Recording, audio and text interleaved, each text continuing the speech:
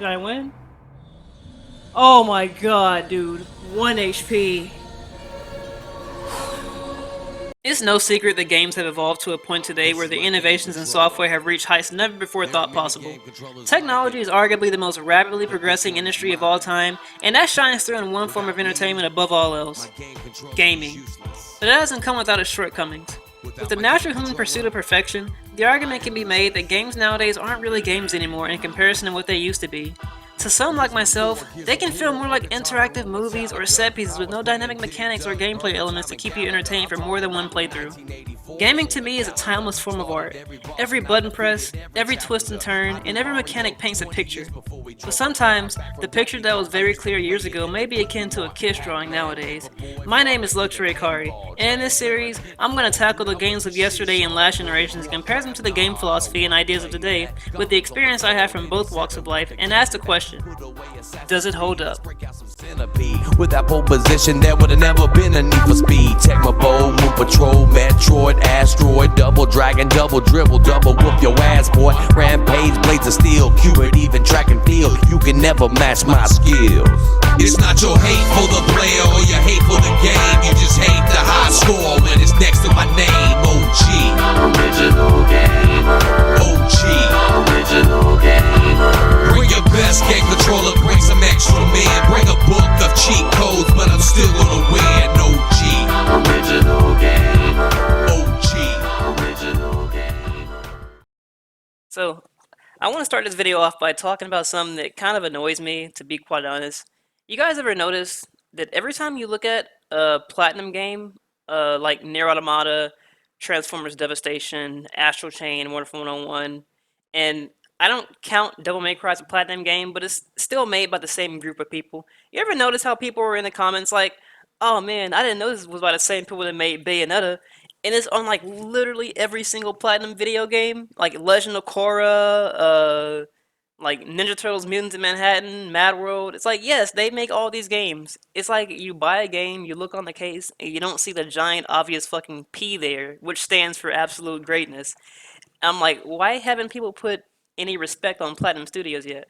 I was looking at the comment section for Nier Automata, and I just got so visibly annoyed when I saw someone make a comment about how it's funny how Square Enix took all that time about on Final Fantasy 15 and it turned out to be mediocre, and yet Nier Automata had such like low developing cost and time compared to that, and it became a masterpiece. And I'm like, it's because Square Enix didn't actually make the game. Platinum Studios made the game. It's like, damn, you guys need to recognize, man. So that's why I'm here. I'm gonna bring this into reference to Astral Chain, the unsung hero of action games, and something I want to shed light on. So strap in, buckle up, and let's get this party started. Brenda, where are the two new candidates now? Doctor, we've just received reports from the police of a confirmed gate opening in Central City. All available officers have been sent to investigate. I assume the twins are no different. That will do. Let's consider this their field test. But sir, we haven't even briefed them on the project. Never mind that. If they were to fail now, we couldn't use them anyway. Brenda, humankind no longer has any more time to waste on useless formalities.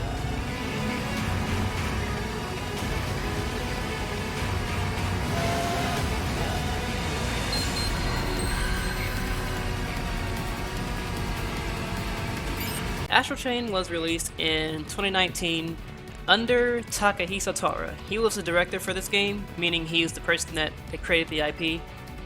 He's relatively, I guess, I wouldn't say new-blooded Platinum Games, but this is his first game. But you also may recognize him for his works in helping develop Nier Automata alongside Yoko Taro, who was the main developer of that game.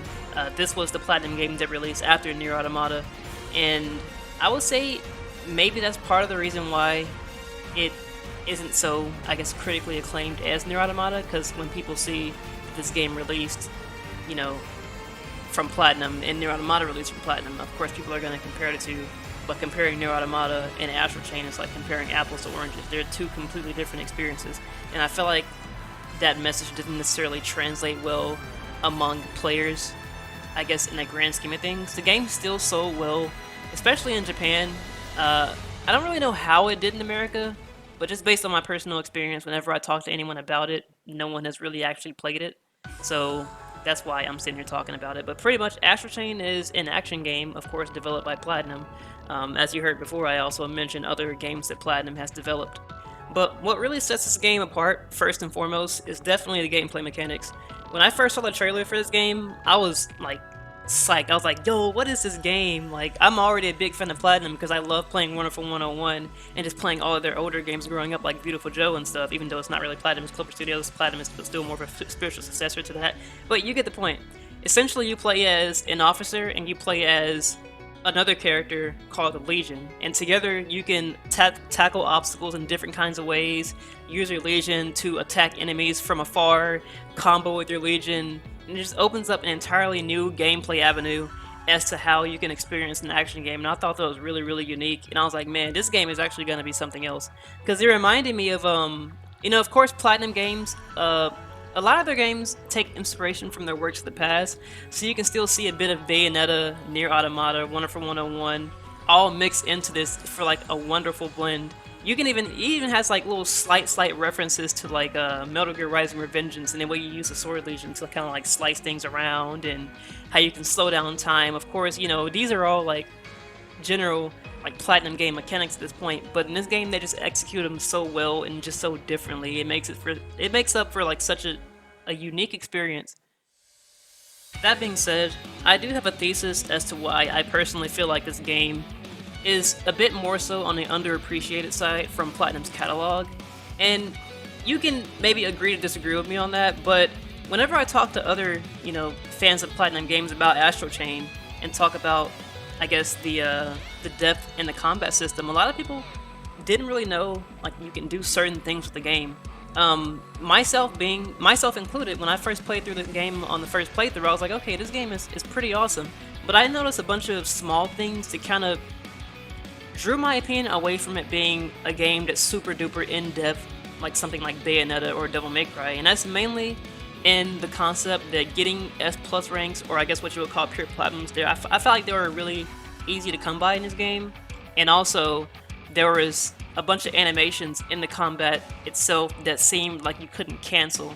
So it was, I guess, seen as one of those type of games where you play it, but like it has depth, but not like the depth that kind of grab you by the, I guess, balls and like want to pull you in to keep playing this game for years and years, I guess, because people are still playing Devil May Cry 3 and like people are still playing Bayonetta, but after people beat Astral Chain, a couple times, people just kind of like go away from it, and I feel like that was really detrimental to the game's reputation, because Platinum games are typically always cult classics or underappreciated, and for this to be an underappreciated game within a fan base of people being, I guess, cult connoisseurs, I feel like it caused the game to suffer a bit when it comes to recognition and getting the respect it deserves for having, the special amount of depth like other Platinum games has, if that makes any sense.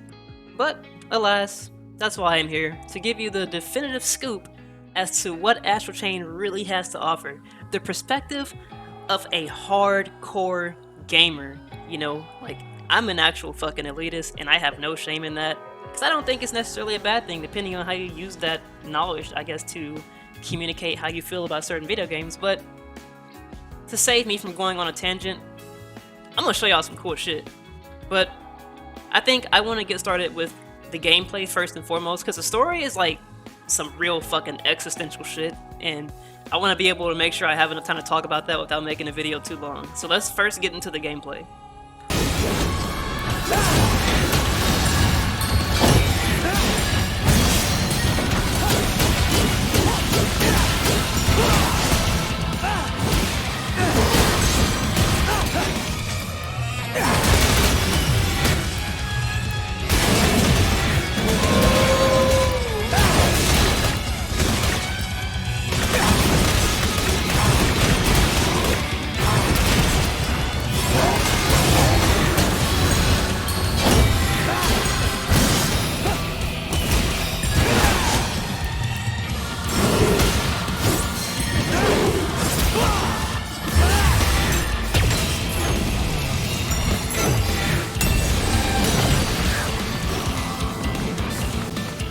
the gameplay loop of Astral Chain is divided into what I would say maybe about 3 or 4 parts depending on how you look at it. But usually, before you start any case, you have the investigation segment of the game, which, you know, you are a detective and police officer for Neuron, so you have to play that part of gathering information to figure out what to do and where to go next, who you're fighting, and getting information on, like, the environment you're in. And those are typically, you know, the information gathering parts of the game. And then after that, you typically have platforming sections where you move in and out the astral plane, where you get from point A to point B using your Legion to tackle different obstacles and use them in unconventional ways to get around certain, you know, things that are in your way. And then after that, I mean, they can mix these up however they choose to so do them. But usually you have the action parts or the actual combat phases usually going last in the level, and it works because when they throw you the combat in this game, it's like, oh my god, they throw everything at you at once, and it's just non-stop adrenaline-pumped action.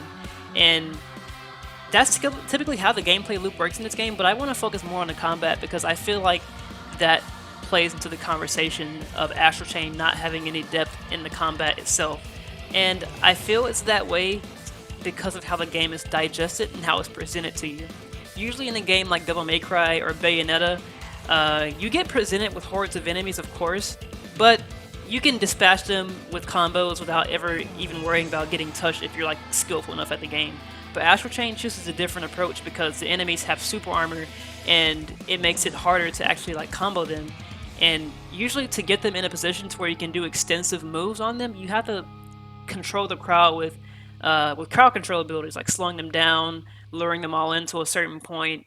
So it depends entirely on how you approach the game, which in turn affects how you view the combat as being, you know, deep or not.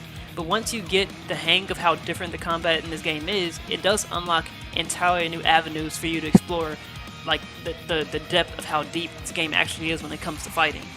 That being said, there still is core complaints that action game fans, I guess, had about the game. I don't know if they still have them now or if people are really still playing the game outside of the Reddit crowd, but that typically went into the concept of canceling moves, which I brought up earlier in the video, but I'm going to get more in depth here. Typically in action games like DMC, Bayonetta, Wonderful 101, you can jump cancel mostly anything to break that move off and combine it with another move to get, you know, more extensive combos and less end lag on your moves. But canceling moves in Astral Chain was not as easy as it is in other games, simply because you don't even have a jump to begin with. You can jump in Astral Chain, but it's less so jumping and more so you sending your Legion out and using the chain to jump towards them. But to cancel moves in this game, you can do something called dodge offsets, or you can do something called Legion offsets.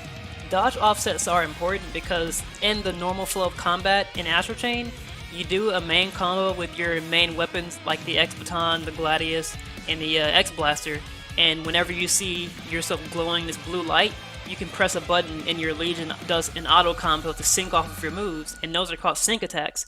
Sync attacks are typically uncancelable in the flow of the combat at the most basic level, but dodge offset means while your Legion is doing his sync attack, you dodge to cancel the animation of your player while your Legion is still doing the attack, and while your Legion is still doing the attack, you can get another attack off by doing something else.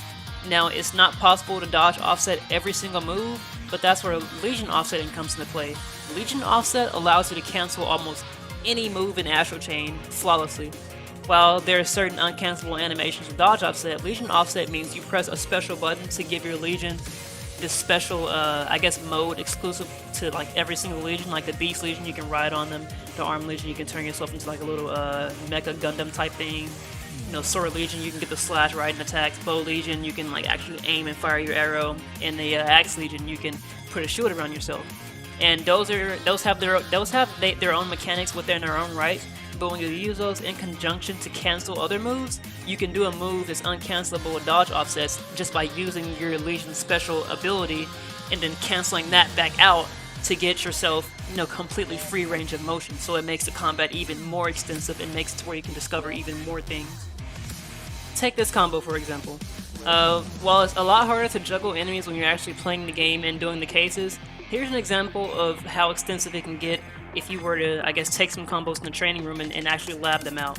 Here's one of my favorite ones actually. Operations crawling around, it's calling, growing louder. Are we the future of this burning hell? It's a fight for a paradise, fight for our life. So keep holding on until we break the spell. Free yourself, reach for the light in darkness and despair. If there comes a time when you are falling down, I'll be your savior. All that being said and shown though, there is some flaws with certain elements of the gameplay that really kind of bother me. I'm not gonna lie, a lot of them don't have anything to do with the combat, but more so with, I guess, the side shit they put in the game. And a lot of it is with the combat too. Like, as we all know, if you play Platinum games, they bear no expense at giving you just so much fucking cheese. Like, these are types of games where you play them and you uncover an obstacle and it doesn't explicitly tell you how to do it. You just have to die to it a couple of times just to figure out, oh yeah, I can actually do this. But no, Astral Chain is different. When it comes to the enemies having super armor, you not being able to fully commit to certain combos depending on the enemy types, this game, I'll put it like this. If Platinum games were known for cheese, Astral Chain can be the whole fucking dairy owl sometimes. Example. So here I am walking the beat. Oh, this little girl needs ice cream? My ice cream! What's wrong, little girl? I can't believe I dropped it. I spent my whole allowance on it too. Alright, I'm determined to get this little girl's ice cream. Nothing's gonna stop me. Awful hot one today, huh, officer? It's a great day for ice cream. Nothing beats the heat like an avalanche special. So what can I do you for? I'll take your avalanche special, sir. Give me the biggest one you got. Alright, this little girl's gonna love this. I just gotta make sure it doesn't fall. It's like 10 ice cream scoops. Oh, okay, I'm already dropping it. Okay, half of it's gone. Okay, we can make it up there. We can make it up there. We got this. We got this. Alright, come on, man. You get out the way. Wait, what? I barely bumped him. It all fell. Alright. Are you serious? Alright, this is gonna be annoying. It's about to piss me off. Alright, I'm doing good so far. Almost there.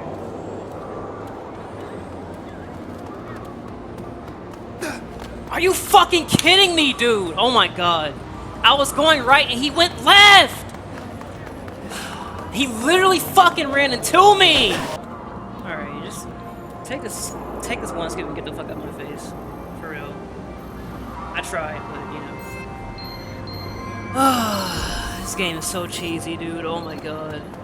In conclusion, the gameplay really is fun, but Platinum, for the love of all that is holy, please do better with your side content. Holy fucking shit. I mean, that's pretty much all there is to the gameplay aside from other small stuff that I can't be fucking bothered to get into right now. But if you play the game, you'll know for yourself. But now I want to get onto the story because that's probably going to be my favorite part of the video because this game has like so much to unpack on so many different levels. The Legions are the very last hope humanity's got. And today, we lost all of them. Except yours. We can't risk losing that too. Captain, let me help you!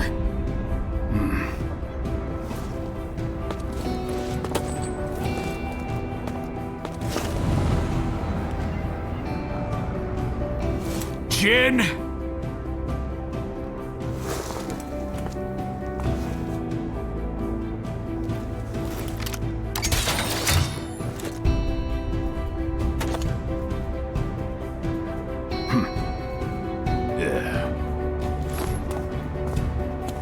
Jin, what are you? Let me go! Let me go! Dad! Dad!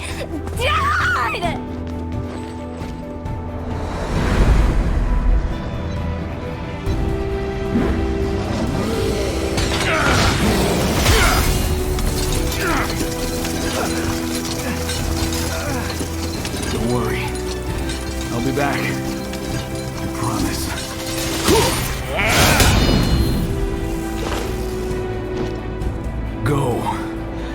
Remember what happened here. It'll make you stronger.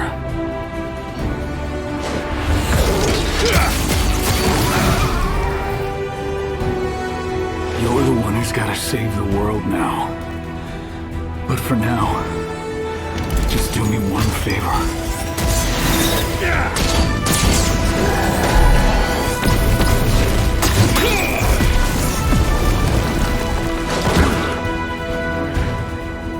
Your sister, Akira. Keep her safe. You got it?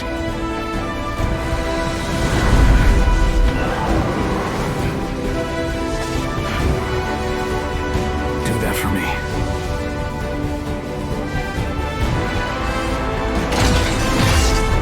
Go!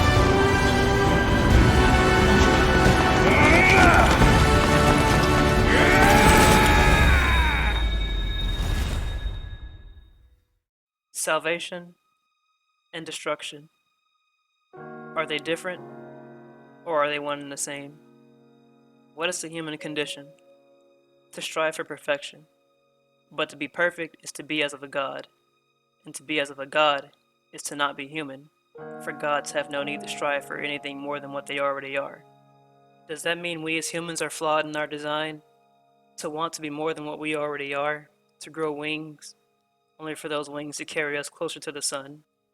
The story and world of Astral Chain is one that grounds itself on many layers of narrative, depending on how you look at it and how you digest it. On the surface, you play as the twins, and at this point, their goal is to be like their dad. So they enroll in the police academy and they want to become detectives under Neuron to help their dad stop the world from the chimeric invasion and in turn saving the world. Shortly after being introduced, the stakes start to rise as you and your crew go on a mission into the astral plane to stop a chimera from snatching up citizens, and that's then where your dad ends up losing his life to the astral plane. This is something that happens very early on in the story, so I wouldn't really consider it a spoiler per se, because you don't even really feel it until you've played the game maybe a second time to actually understand, why it's so important. Because at that point, when he passes, it's not definitive. It's under the hint that he still may be alive. Either way, it still serves as a main key plot point in how certain characters develop. The character you play as is supposed to be a self-insert, so how you feel about the situation is how your character would feel about the situation. But it has more of an effect on your twin sibling, Akira, who becomes wrought with guilt, and you can see it tear away at her as the story progresses. Now, a lot of people think that Akira is annoying because of, how she, acts throughout the story. But me personally, I found that part of the story interesting because it showed that the amount of emotion that someone would feel after losing their father and having the weight of the world placed on your shoulders, and in relation to all the things that happened to her throughout the story, like, she's a tragic character, and I really enjoyed the little tidbits of interactions I had with my sister throughout the story. While my character is the one that's strong and can withhold, his emotion and get through the harder things, Akira shows that at the end of the day, we're all just human and we still feel these intense feelings toward, just general things, one way or another. Be it envy, guilt, pride, all the 7 sins. Even when everything is at stake, you still feel those because you're human, and that's why I enjoyed Akira as a character.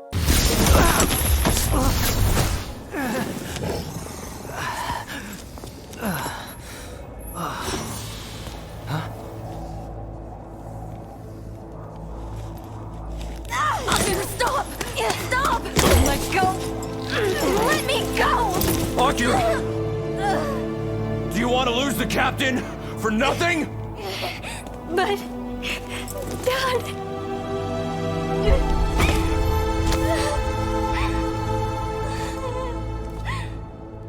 I told you! I could have dealt with that myself! Why'd you have to play hero like that? I'm Dad's kid, just like you are! I don't need any help killing chimeras! I don't even need a legion to hide behind. I'll show you. If I can't take a chimera myself, what's the point of even living?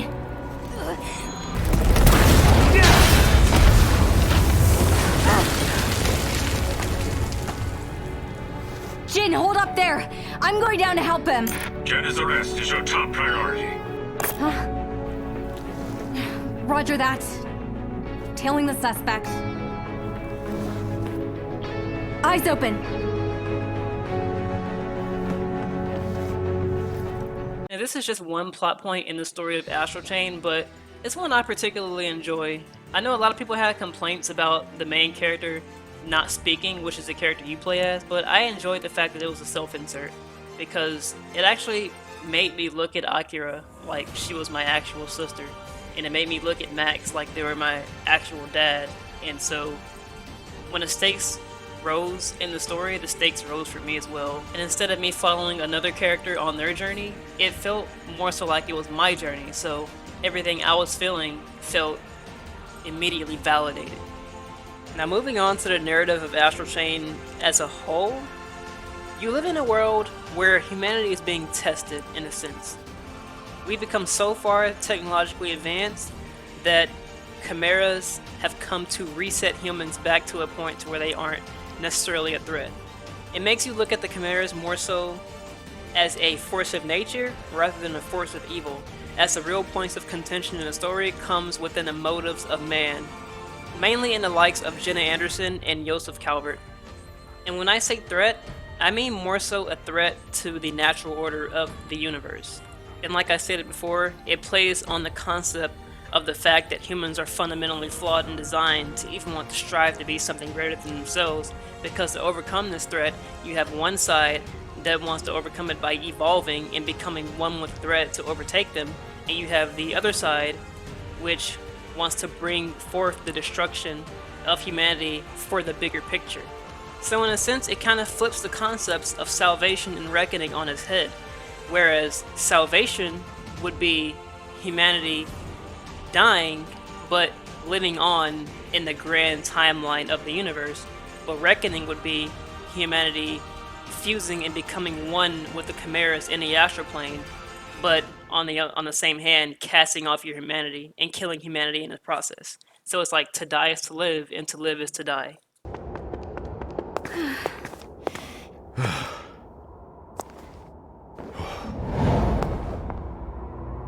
Jenna. It's been a while, Yosef. Jenna, why are you doing this? Why? You know why. To put an end to this misguided project of yours. You're the one who's misguided. No! We can win! We have a future as we are! Idiot! Cling to your worthless husk, but let the rest of us evolve! Only I can save humankind! It appears talking will get us nowhere. But that's just on the surface. Trust me when I say it gets way, way deeper, because that's just one interpretation of the story. In the game, like I said, you play as a detective, so the game leaves a lot of things open-ended for you to figure out. So it makes it more worthwhile to play through the game more than once, so you can get a different grasp on what you're presented and come up with different conclusions. And you can also go into different files and learn more about the characters and about the things you face and kind of piece the pieces of the puzzle together. But at the end of the day, the case is never really closed, so it's still up to how you interpret the story. I'm not even sure my interpretation is correct yet, because I'm still finding out new things and putting together new pieces of the puzzle, but that's just one thesis as to how I interpret how Astral Chain is a part of a bigger picture in the message it's trying to send. I really wish I didn't have to water down the narrative, but it really is up for interpretation based on how you view the game and how you experience it, because it's shaped around what you take priority in and how you view the characters and how they relate to the world. But speaking on the narrative of the world in of itself, another thing I like about Astral Chain is the genuine world building in it, honestly.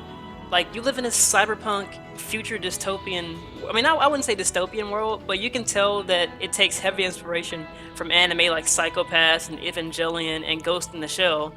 And also outside of that, you genuinely fall in love with the side content too. Maybe not so much gameplay wise, but more so in the sense that, let's say, you can go around Neuron HQ and meet all the officers who are going to be working alongside you in service. Like, you have Jin and Alicia, who had a close relationship to your father. Jin being someone who wants to help protect you, and he feels guilt that he couldn't protect you when your dad couldn't. Or you have Alicia, who is your dad's love interest. Or you have Avery. She's an officer in Neuron HQ who just has an unhealthy obsession with energy drinks, and she's always peppy all the time. You have her partner Mitsuru, who's like a wallflower type of guy who thinks he's like weak. He's always in the infirmary, but turns out he's actually like really strong if he just puts his heart into it. And there's no shortage of characters. One of my favorites are I like Brenda and Olive. Olive is the person who gives you commands through the headset. She used to be like a pop star, or not a pop star, but a newscaster. And you have Brenda, who's a brilliant scientist, and are both best friends. And you find out how Brenda has this overwhelming like love for Lappy, who is like a little dog mascot of Neuron HQ. I can't even get started on Marie, but like one of my favorite characters also is Kyle. He's a leader of this hacker group that lives on the outskirts of town and protects the citizens where the government won't. And like, I just think his name is so fucking funny. Hi, I'm Kyle. I'm the leader of this little charitable organization. This guy's name is Kyle. I mean, what's he gonna do? Crack open a monster and just start fucking whipping my ass? Felt it too, right? The sheer thrill of battle. Kyle.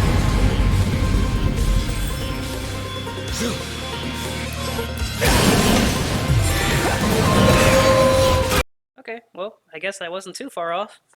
In conclusion, to wrap things up, I do highly recommend you play Astral Chain. And also, as to not spoil the final boss, I will say there is a lot of symbolism to take note of, though. It's just something really special about these characters who have delusions of grandeur preaching to become something greater, but then end up being a slave to the very same monsters they tried to fight against. But if you played the game, let me know how you liked it in the comments. And also just let me know how you enjoyed the video in general. I tried a different format with this one. I tried to go a bit more candid and unscripted. This entire video was pretty much unscripted. I just really talked about what I felt from the heart about this game. But I really could have went on forever. Like, I really could have. Like, you guys saw my Devil May Cry 3 video. It was like 47 minutes long. This video could have been so much longer. I was like, you know what? I can't do that again. That's too much editing, and you know what? I'll just leave it for you to play the game. But again, if you like the video, please like and subscribe. This video is something I feel like I cover a lot of bases on this one. You know, I explored the deeper combat of it, and also the story and the world building. So there's something out there for everybody to enjoy. I mean, this game literally has its own fucking anime opening. But other than that, I hope you guys enjoyed the video. Please make sure to like and subscribe for more content like this. This is this type of stuff that I like doing. But again, I will catch you guys later, and peace.